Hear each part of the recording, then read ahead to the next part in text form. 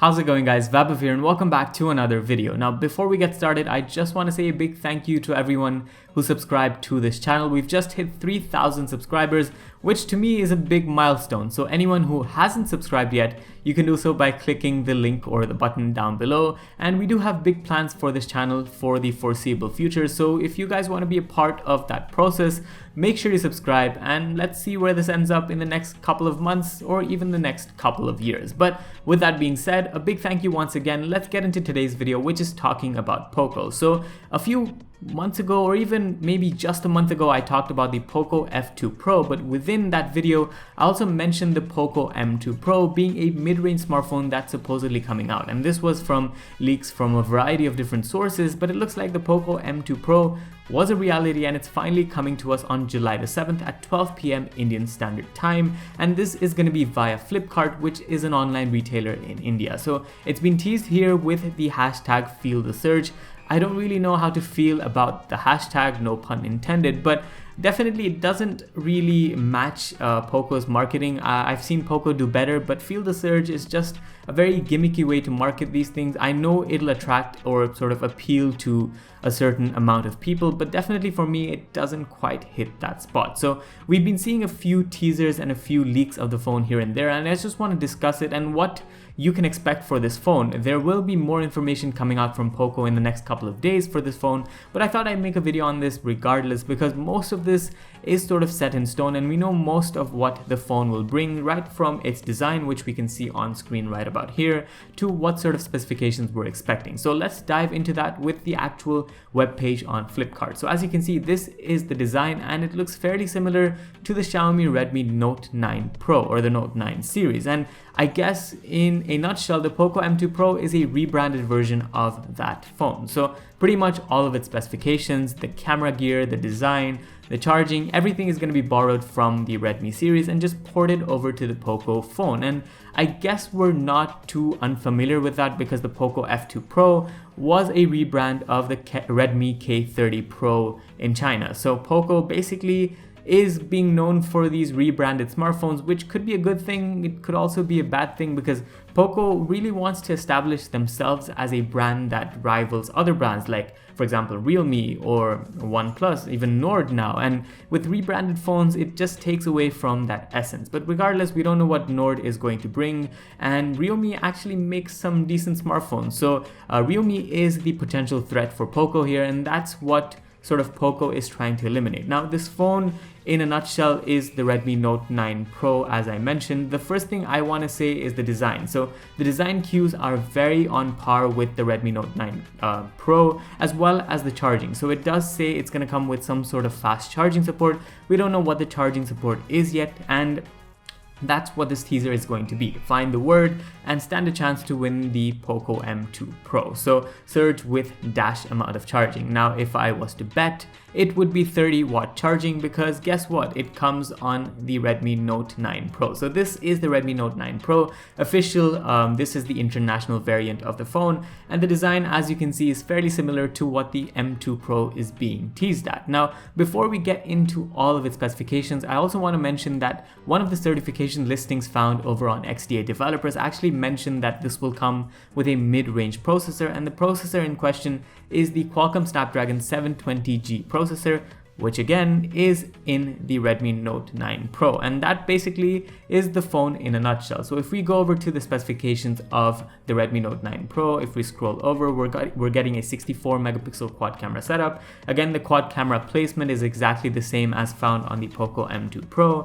I'm guessing all of the features from the camera are going to be ported on the Poco M2 Pro as well, which includes the 8 megapixel ultra wide camera, the 5 megapixel macro, and the 2 megapixel depth sensor. I don't know if they're going to borrow the design elements of the phone because this dual tone design was one of the selling points for the Redmi phone, so I don't think they're just going to straight up borrow that. Maybe it's just going to be a glass slab on the back. Who really knows that? But we'll certainly find out in the next couple of days to come. Most of the features are outlined here, but this is the main thing. Now, this Qualcomm Snapdragon 720G processor is giving you a bump up to 36% over the Qualcomm Snapdragon 712 processor, as well as a 14% bump in GPU power. And what this processor is touted for is decent mid-range performance as well as good gaming performance at the same time. Now, this processor does not bring 5G support, so that's something you should keep in mind. Now, in terms of battery, if the phone is going to be the same size, we're expecting the same battery, 5020 milliamp hours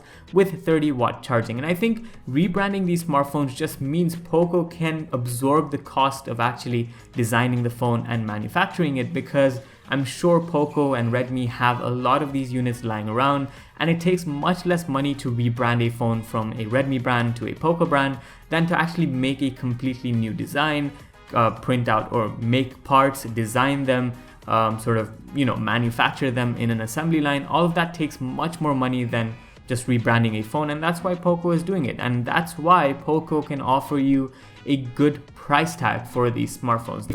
If I was to guess what the price of these smartphones could be, especially the Poco one, I would guess anywhere between $150 to $200 would be my best guess. Could be lower, could be just a tad bit higher, given there are some sort of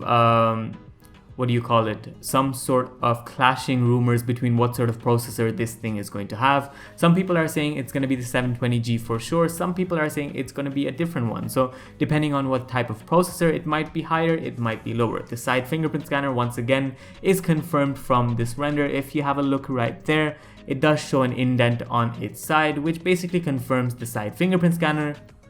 Also confirms an IPS LCD display. So pretty much in a nutshell, you're looking at a phone that's already been released with all of these features as a rebranded phone. Now, why is Poco doing that? One, to save costs, the other being this whole situation with India and China. Chinese smartphone manufacturers are, seen with sort of a grudge when it comes to the Indian market, especially now that India and China don't have the best relations and they've got this ongoing tension between them.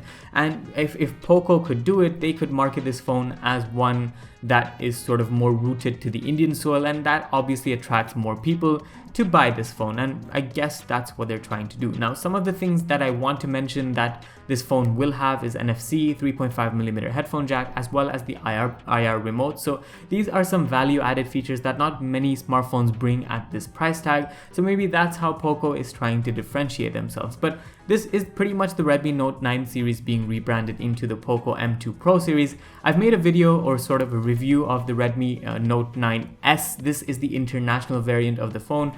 If you want to go check it out, this is over on GN Tech, where I make more videos, articles, etc. on the latest releases of smartphones. So if you're interested in that, make sure you check out GN Tech as well. But yeah, that's pretty much the essence of what this thing is going to bring. Let me know what you guys think down in the comments. Are you excited for the Poco M2 Pro? For me, I think there's been so many rebranded phones this year in particular.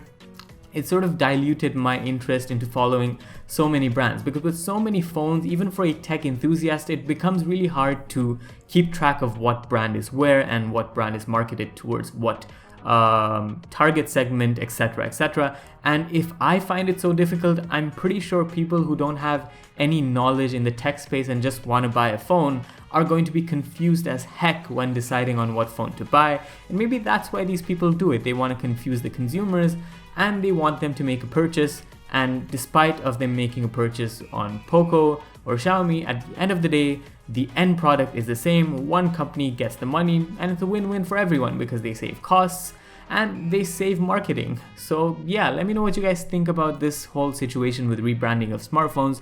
Let me know if you guys are excited for the M2 Pro, and thank you guys for watching. This was Vaibhav. Thank you again for 3,000 subscribers. Let's see where this thing goes in the next months and years to come. This was Vaibhav, and I'll see you in the next one. Adios.